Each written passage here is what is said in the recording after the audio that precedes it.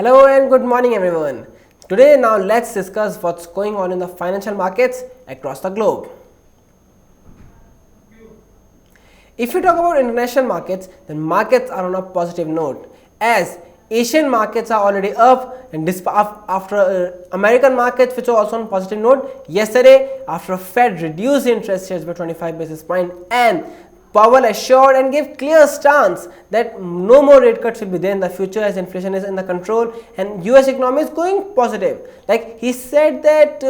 US GDP increased by 1.9% against the expectation of 1.6%, but overall economic condition is not that bad. The retail sales are good and housing data is good, unemployment is at 50-year low. So all these points that condition of economy is good, and at the same time there is also hope that US China will come up with some deal. So all these things are getting factored in the facts that US China trade talks are going positive, and beside this markets are on a positive note with all this. But if you talk about Asian markets today, they are kind of mixed as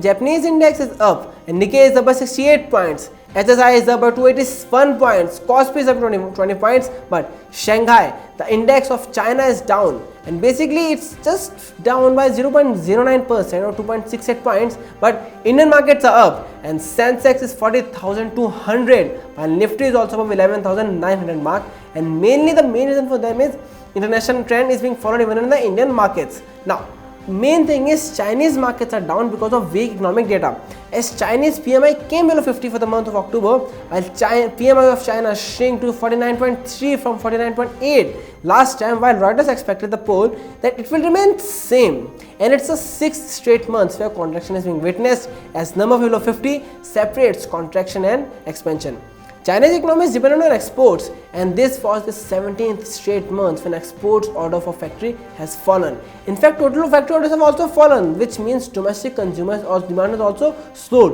which again means more pressure on manufacturers as their profits will reduce and so will their margin, as producer price index was already negative in the last time for the China. Now, although services PMI of China was above 15, but it also slowed down from 53.7 to 52.8, and all this points to the worrying sign of China's economy, and it again puts more pressure on China to come up with a deal soon. Now if we talk about Japanese economy, it got some breathing room as its factory output increased by 1.4% after it fell by 1.2% last month, and even though there was jump in retail sales in September, situation does not look great ahead as officials expect factory output will be in contraction in November given that there is tax hike from October 1 and that will lead to fall in consumer spending, and given protectionist stance across the globe, not much help can be expected from export sector. So all these points are case for Bank of Japan to cut the interest rates more, but given that their bank interest rates are already 0.1% negative, not much hope can be expected from there.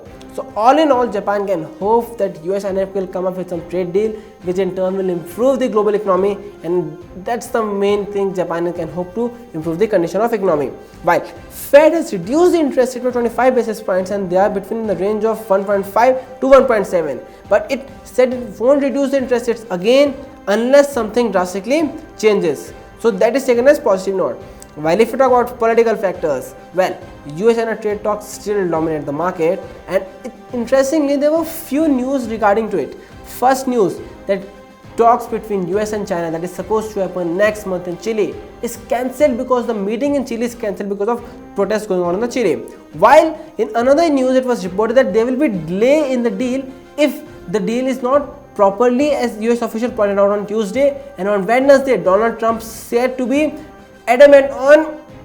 China buying $50 billion of agriculture products, and if that doesn't happen, the deal might not be signed off. But all in all, it's being expected that this is not a blow. It might be some delays, but deal will be there, as now all these things is pointing out to the more uncertainty in the recent terms, but that's what we have seen since past 1.5 years. There's uncertainty, but in recent times things are going well, even though things are being said to be shaky, but let's hope it's improving as being said by both of the countries. As more interestingly, China is in more pressure now to come up with a deal, and US economy is also not that great, elections coming next year, so also it seems that there's a case deal might happen, but given that Trump's uncertainty, anything can happen, it can't be said for certain. Now, if we look about trend ahead, then today markets are expected to be on the high note after the Fed reduced interest rates. But when we move into European markets, things might take turns for the worse, as today important economic data from Europe like GDP, inflation rate will be released, and both are expected to fall by 0.1%,